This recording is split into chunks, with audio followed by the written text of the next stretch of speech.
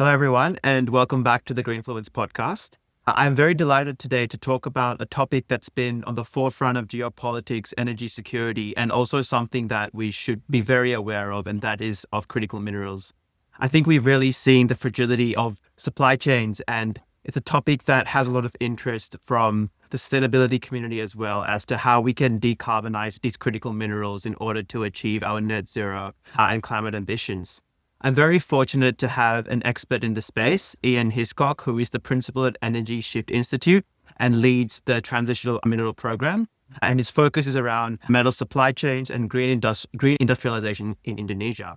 Prior to ESI, Ian gained extensive experience at the CRU's Elite Consulting Division, the largest and most prestigious consultancy in minings and metals, speaking to various bankers, senior managers, C-suites, and government officials. So he's spoken to them all.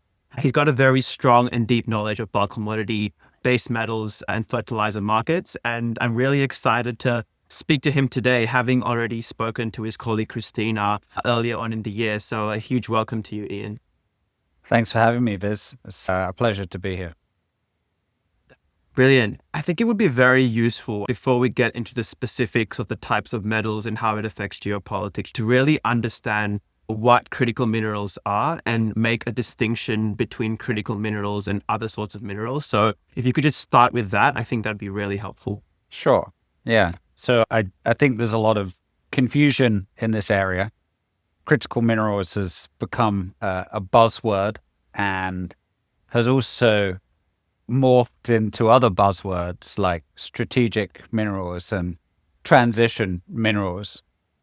As somebody that comes out of the mining and metal space, these definitions or terms perhaps have some utility. So maybe we'll pick up with critical minerals, which is the most common expression. I guess the idea of criticality is something that relates to the economy and more broadly national security, the energy industry. It's context specific, which means that a critical mineral to the USA is different to a critical mineral for China. So, for instance, in simplistic terms, China's short of iron ore. It consumes much more iron ore than it produces. It imports most of that from Australia and Brazil. And so from China's perspective, iron ore is a critical mineral. Now, in the Western terminology, we associate this with, rare earths, so some of the more exotic minerals, as well as things that are within the battery value chain, like nickel, cobalt. And many Western countries, let's say the group of countries that form the EU and the USA, are short of some of these minerals. As this term's evolved, and really the idea of criticality relates back to security of supply. It's, do you have reliable access to this in your supply chain? It's going to be a vulnerability in your economy or in your supply chain. The USA, the USGS, which the US Geographical Service has defined a very extensive list of critical minerals. In the EU, they have the Critical Raw Material Act, sort of a framework for ensuring secure and sustainable supply. China has its own. You can understand what's important for them by looking at export control lists and, I guess, a national plan for mineral resources. You can get a sense of these things from looking at that type of documentation. So the criticality is security of supply.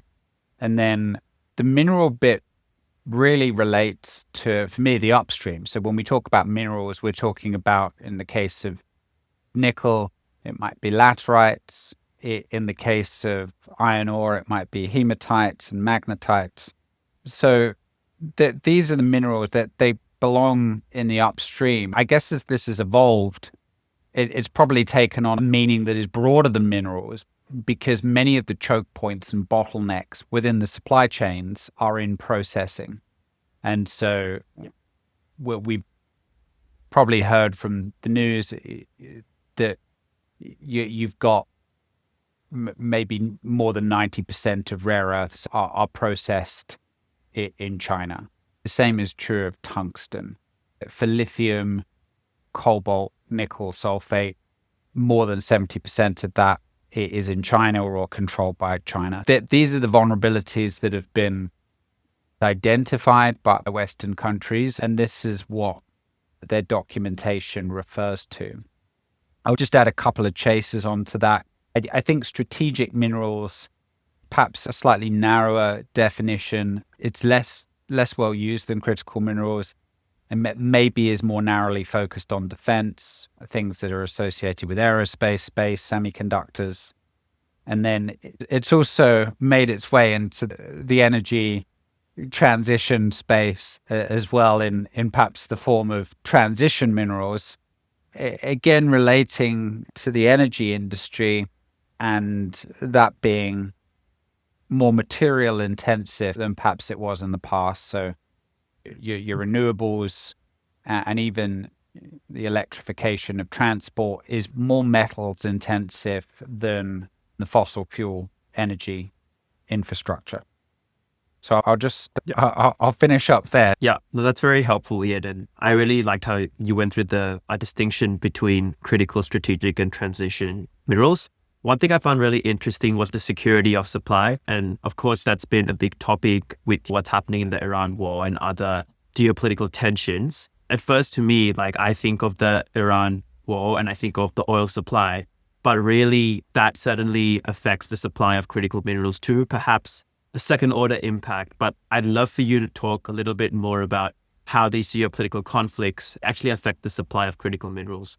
Yeah, they do. And in some ways are or often have natural resources and supply chains connected to them. So when we look back in history, we can take almost any conflict, and there's often natural resources connected to it when we zoom out and think at a bigger picture level. So the tools of conflict, of war, are not just kinetic, financial, and they relate to supply chains. The oil and gas industry has been more politicized, more in the domain of geopolitics for a long time.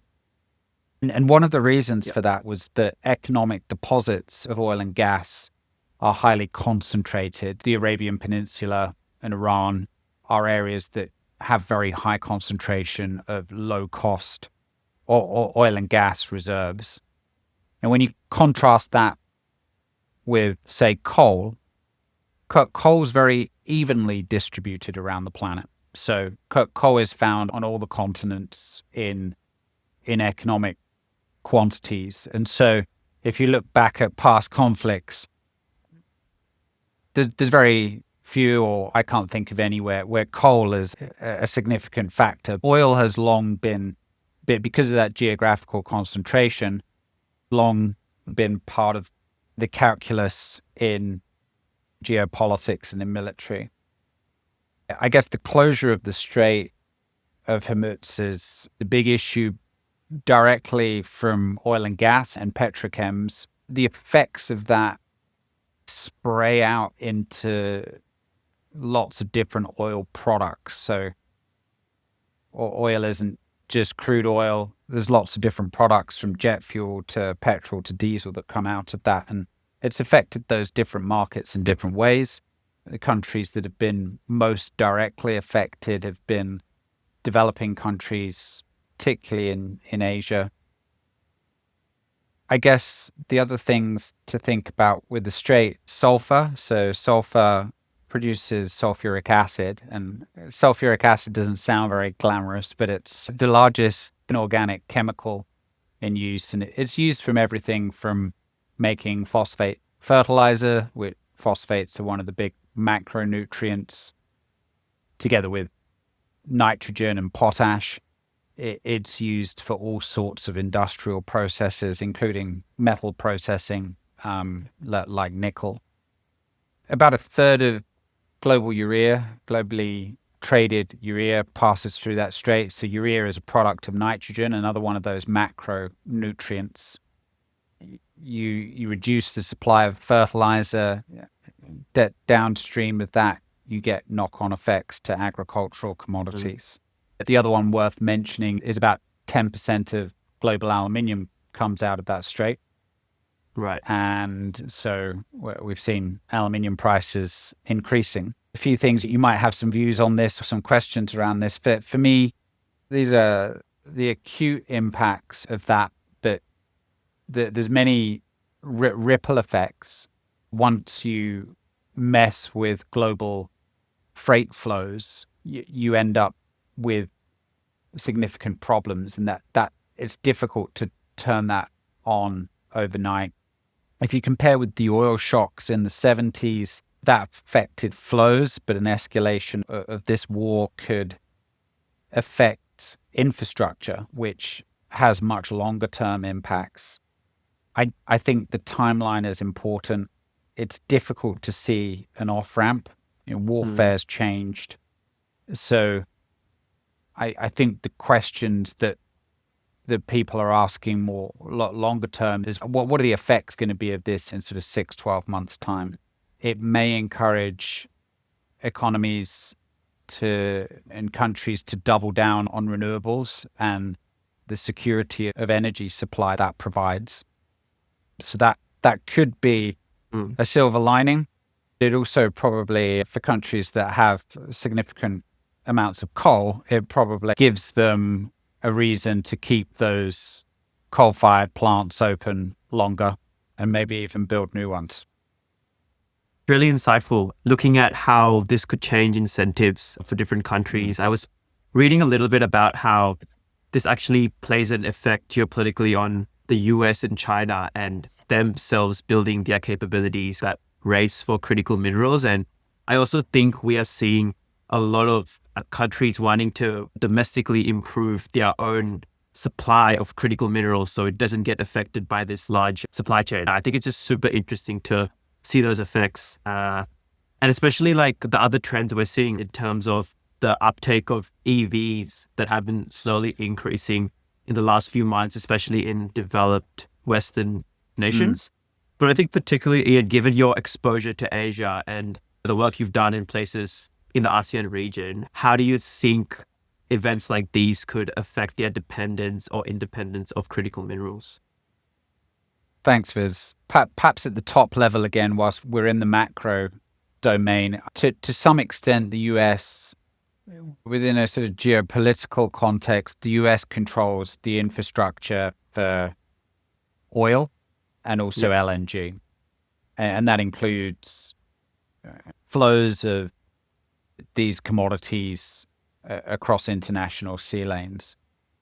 Critical minerals, the infrastructure, what are really positive things about renewables is they are metal intensive, but you don't have to keep feeding the metals into the wind turbine or into the battery or into the solar panels. So whilst there are definitely issues with recycling and lifespan, it's quite a different geopolitical calculus to oil and gas, which relies on flows.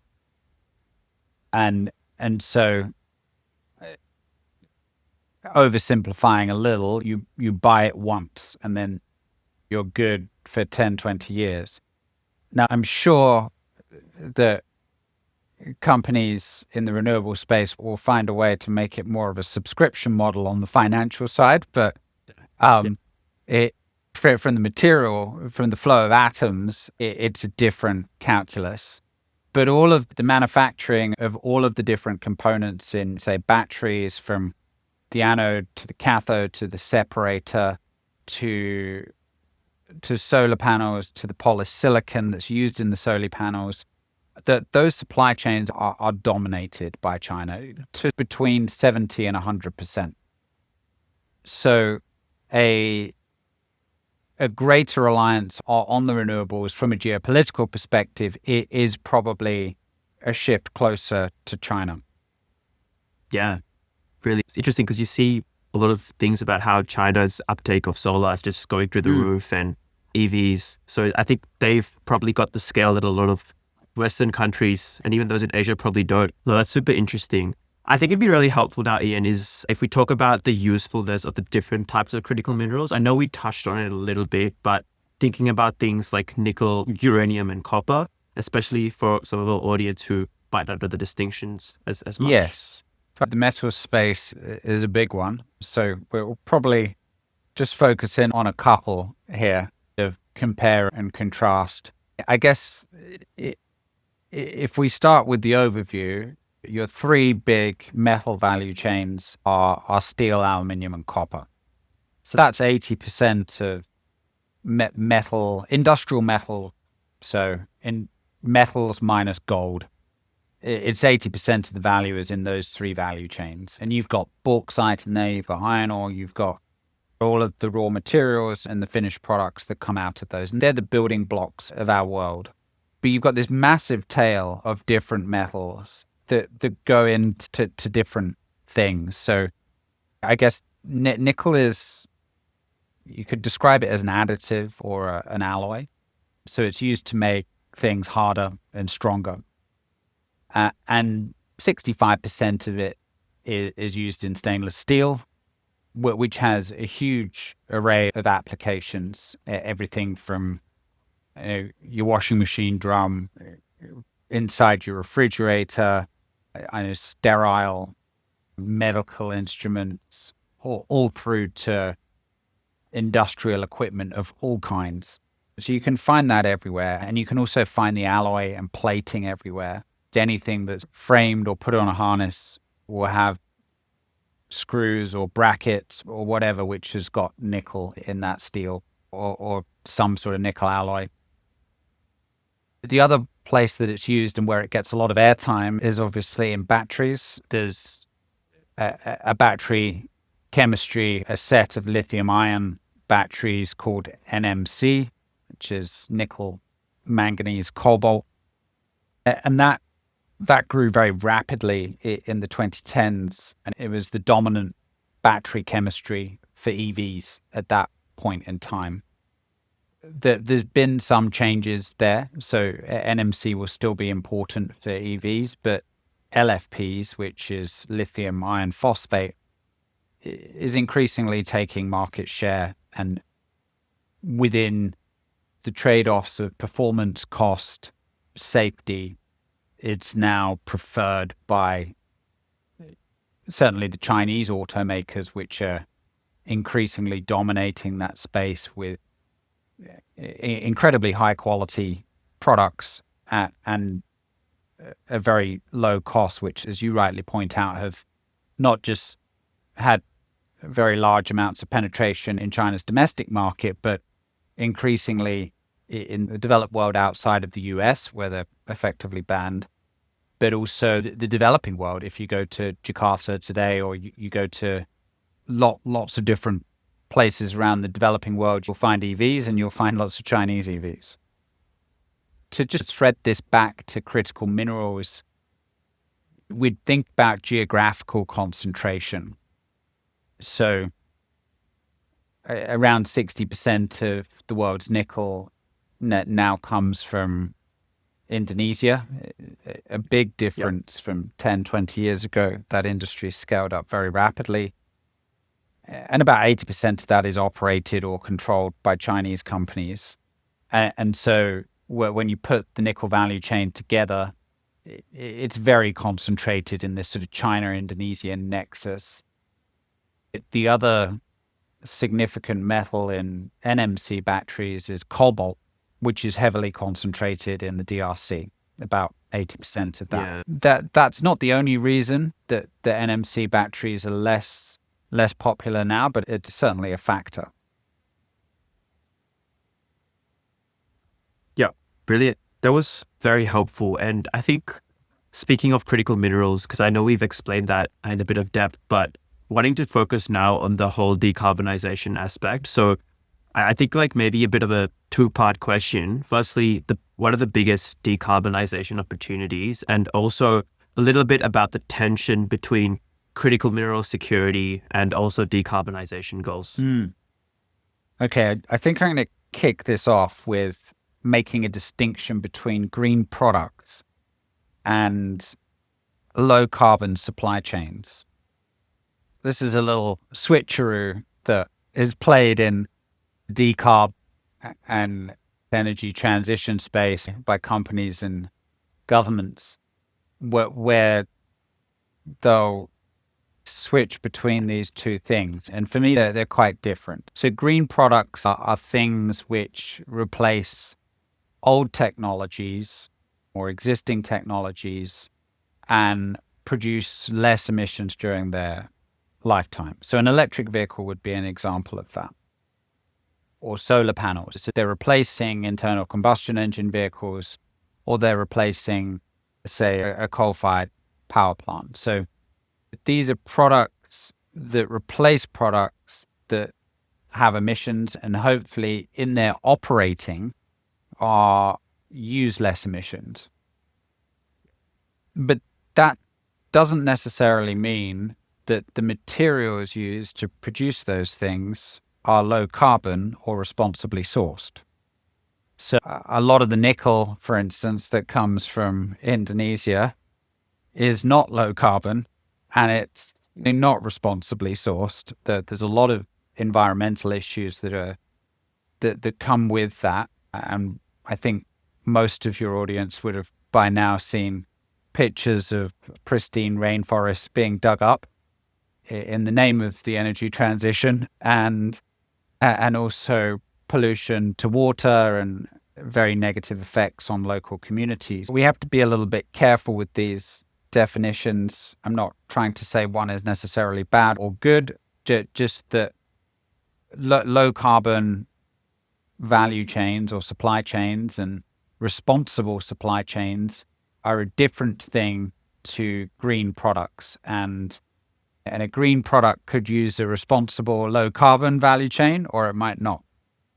One of the biggest issues about commodities is their fungibility. Commodities are interchangeable in the way that money is interchangeable. So if you have $10 and I have $10 and I propose we swap, or theoretically indifferent to that.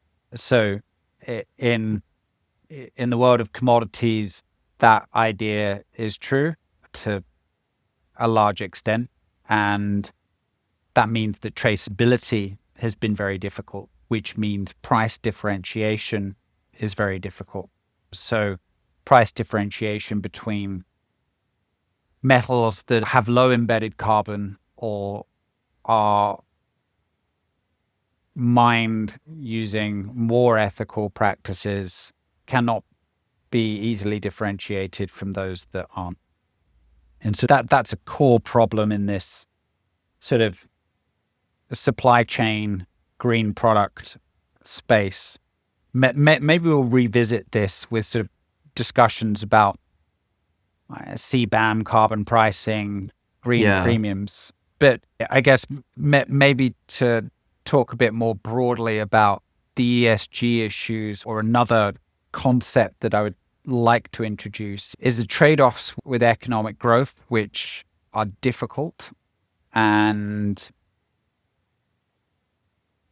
materials and energy have given us a level of material wealth that we take for granted. So I like to read history, and if you look at history, for most of it, 99% of the population lived in something like crushing poverty. And the level of wealth we enjoy today flows from instant heat from cooking, or power for medical equipment or transport, or better access to information.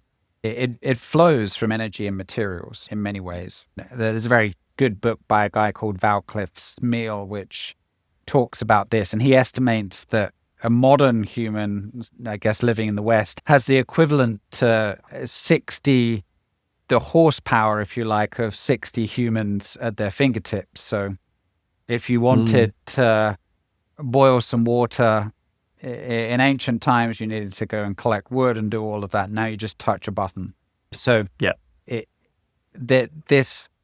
this is on the one hand, and you still have large portions of the world which, for instance, Indonesia, which has a GDP per capita of $6,000. And then you've got responsible development on the other side, or sustainable development, where I would think much more broadly about, I guess, decarbonization, lower carbon pathways for development. You also have, to get specifically into mining, differences between environments and the developed and the developing world. So a good example of this would be Western Australia. It just has a population of a few million people, 1.2 of which live in Perth. But it's a vast amount of land. A lot of it's desert, equivalent in size to Western Europe or something like this. And then if you take Indonesia, Indonesia is a tropical environment, receives a lot of rain, densely populated. Java, fun fact, is the most densely populated island in the world, 150 million people just on that island alone. Yep. And so your impacts of mining in Indonesia are very different to what they might be in parts of Australia or Canada, just in the human impact, the impact on biodiversity, but also things like management of tailings or other externalities in a dry environment versus a wet environment. And one of the paradoxes here is that in developed countries, you've had a slowing of permitting and regulation to the point where it's very difficult to develop new projects. So maybe you need 20, 30 permits from 20 different agencies, none of which talk to each other. And then your time cost of money as a project developer is just terrible, because it's going to take 10, 20 years, particularly if you've got anti-development lawfare. So you have a situation where projects in, say, Australia, Canada become more expensive or are not getting built, but people will still demand these materials because they now expect this sort of quality of life that we're talking about earlier. And so you end up with development like we've seen in nickel and aluminium in Indonesia, very coal intensive, some of the operations and not managing those externalities, high emissions. And so the net effect of that is that you've got, at the global level, you've got a net reduction in the ESG standards. So there's a lot of complication, there's a lot of layers to these problems. And I think, hopefully that just gives you a flavor of what some of these are. That was very comprehensive, Ian, and something I found really interesting. And I do think that sort of maybe the contradiction or misnomer of green products and low carbon supply chain, that does run a greenwashing risk, would it not? Yeah, it does. Yeah. And that's happened in the battery space, in the electric vehicle space, where the very glossy stories around that have been used in some ways to distract or deflect from more glamorous physical reality issues. It's not that I'm saying electric vehicles are bad. So every economic activity has impact. So it's not the case that you can have zero impact. Yep. It's really just a question of where those negative impacts accrue. And so the question in sustainability is really your transfer of benefits of costs over time and space. And the developed world is exporting those costs. Mm-hmm.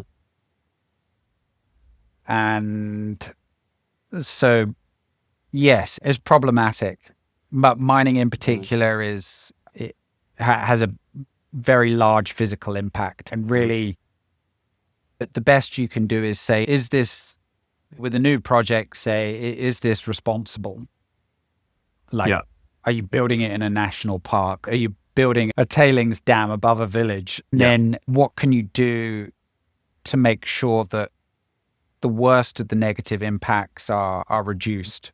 So we never get to zero impact from mining and metals processing, unfortunately. But there is better and there is worse. And one of the reasons why I work with the Energy Shift Institute is that I like they're more the pragmatic approach to this, which is neither anti-development nor business as usual. It's aiming for a third way, which is, I guess, better development, but better, whatever that might mean, but better than business as usual.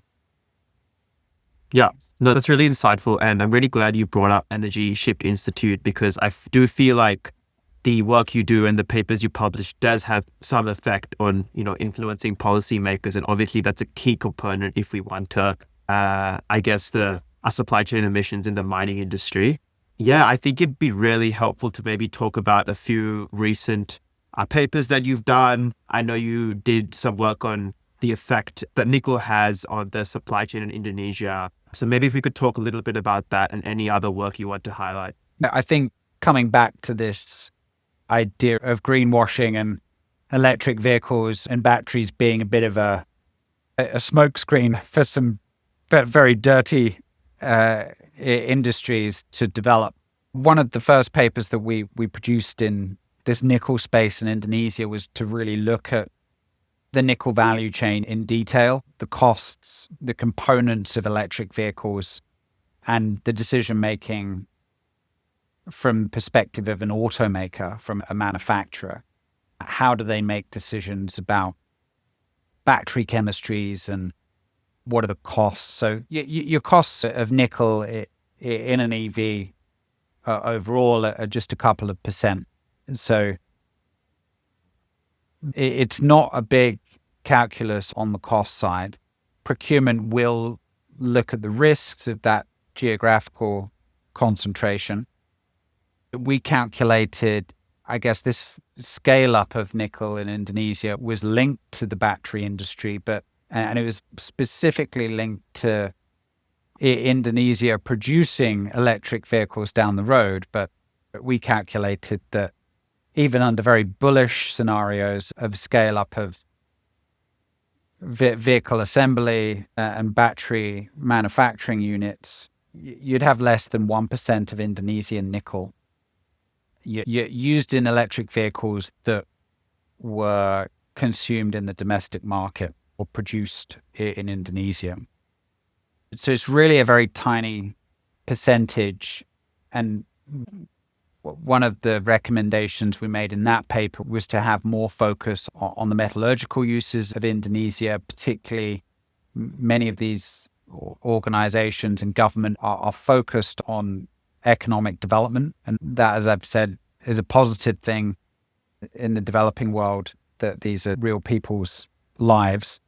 And if they're able to get GDP per capita from 6,000 to 20,000, that will be transformative for many people. We think the gap is partly just the sheer scale of the nickel industry now in Indonesia, but also advocating for a focus on metallurgical industry, green manufacturing. And that's what our second paper, which I think by the time this podcast comes out will be available, which really focuses in on what products and what we describe as tier 1 and tier 2 manufacturing. So at the moment, you have 2.3 million tons of nickel being produced in Indonesia in the form of intermediates, metal, stainless, and you've got 180,000 tons of consumption, so end-use products. But most of that's actually imported. So there's nothing in between. There's no manufacturing in between. The nickel's exported and then brought back as finished products. And where we think the opportunity for Indonesia is on the industrialization side is to build that manufacturing sector and align it with green goals. So that's both green product, but also low carbon or lower carbon, more responsible supply chains.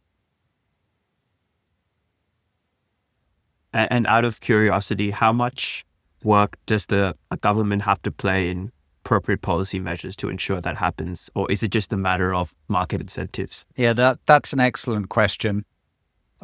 Sorry to put you on the spot. It's a very difficult question. And I guess it's not a question where there's agreement. So I guess the ideal policies for a nation in development are the topic of, well, whether you're in the USA or whether you're in the UK or Indonesia. They are things that everyone's got an opinion on, and they're very contentious. For me, I'm more of a free markets guy. I think in some contexts, less government is better. I live in Singapore. Yep. But at the same time, when we take the Singapore context, the government is both small, but also very powerful in certain places. So it does certain things very well, and it intervenes to a very high level. So I think it depends on the jurisdiction and it depends on the conditions. But I think there's spaces where government does need to play a role. And in the places that it does need to play a role, it should go hard rather than a sort of middle ground in everywhere. Is a compromise in all spaces, probably at the aggregate level, produces less desirable outcomes. So I'm reasoning a little bit from analogy here. The government in Singapore owns 80-90% of the land. It's very interventionist in housing, and that's in part because land is very scarce. But the markets, the financial markets and trade is very light touch, very minimal government intervention. So I think within Indonesia, there's a few spaces where there's clear market failures. What one is around standards of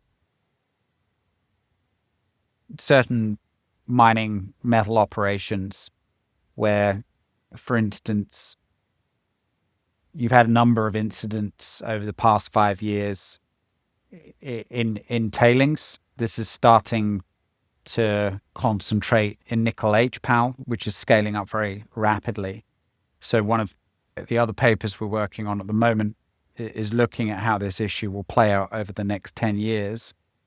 And we estimate that nickel HPAL will generate more than 1 billion tons of what is a very dangerous, toxic slurry, for want of a better word. Vast volume. So 1 billion tons is enough to cover Jakarta a meter deep. And Jakarta's a massive city. And the reason for this is hydrometallurgy. So HPAL is high pressure acid leach. Uses 100 tons of sulfuric acid for every ton of nickel. And so you end up with very large volumes of tape. And this is an environmental disaster waiting to happen. And so that's something that we'll hear more about from ESI in the coming weeks. A very interesting issue. It does have solutions and ways of doing things better without blocking development, and that's what we're trying to focus on. Great. No, thanks for that rundown, Ian, and very insightful work for sure. Coaches, we are heading towards the end of the podcast, so just wanted to ask a couple of quick questions, a bit more lighthearted as well. Firstly, what advice would you give to your younger self? Play to your strengths.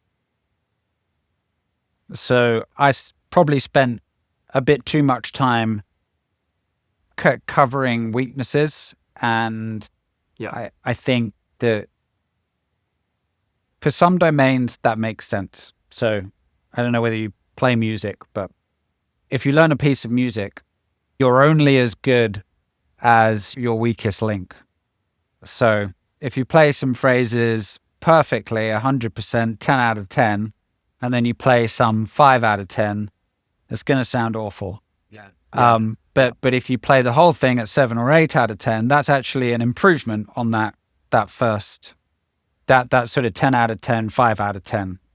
So in some domains, it makes sense to work on the weaknesses. But I think if you think about education and what degree am I going to choose, or if you think about what path do I go down, that double down on your strengths is perhaps better. Yeah. No, I definitely agree. And I really liked that idea of the analogy of the music. I played piano when I was younger, and it's like, I can relate to that. And it's like, perfect can sometimes be the enemy of good. So better to be Yes. consistent across the board. That's super helpful. And the last thing, just where can listeners get more information about you and the Energy Shift Institute? They can find all of our research, which is published on the energyshift.institute website. And there's no barrier there at the moment. You don't have to fill in a form. You can just click the button and read it. There's some fantastic research out there which covers transition minerals, I guess the intersection of energy transition, mineral value chains, and industrialization, particularly in Indonesia and maybe more broadly in ASEAN. But also there's research there on the coal industry and how the coal industry is diversifying out of coal and into other segments, as well as research on green and transition finance, which is a fascinating area I knew nothing about before I joined the think tank. But the work they do is very important in holding that space to account, which is a lot of green finance isn't quite as green as you might expect it to be. The work that they're doing is very important. There you go. Yeah. And I did look at that and nickel paper preparing for the podcast, and I have been looking at a few articles, so I can definitely attest to that. Thank you, Ian. That was a really insightful podcast. I know we covered lots of different things from the start of the supply chain to the difference in the various sorts of minerals, and also just understanding that tension that a lot of these markets face and perhaps how they would differ in a country like Indonesia compared to a more developed country like Australia or the United States. So yeah, I really thank you for your time, and thank you for going into depth and all the preparation you did as well. Appreciate it. My pleasure. Thanks, Viz. No worries. Thanks, everyone. Until next time, I'll see you later.